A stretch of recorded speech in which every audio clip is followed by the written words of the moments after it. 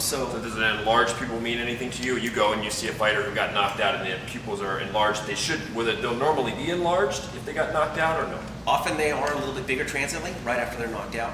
But part of that is sometimes if you watch them, it depends how long they're knocked out. If you watch someone after they're knocked out, you'll see, like for example, fighters go down and then they'll twitch a little bit, and sometimes, oh my God, they're having a seizure. If you watch carefully, it's not actually a seizure. They're having like a post-concussive myoclonus. It looks just like a seizure, but it's not really a seizure per se. Okay, and during that period, sometimes they're not really breathing much deep breaths.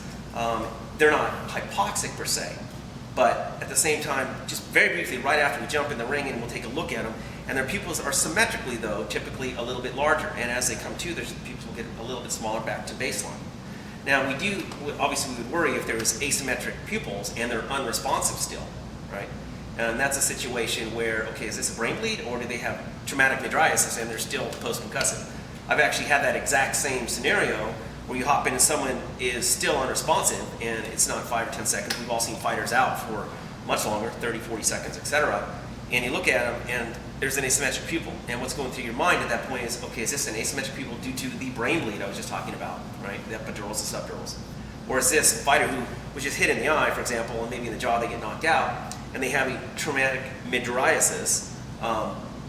And so what you're looking at is an unresponsive fighter from the last punch who got knocked out, and he hasn't had resolution of the prior punch that caused traumatic mydriasis. So that can be sort of anxiety provoking, or what am I dealing with? But very quickly, the issue with the mental status will resolve. You don't have a blown pupil and you're wide awake. It just doesn't work that way in terms of like if you're herniating your brain.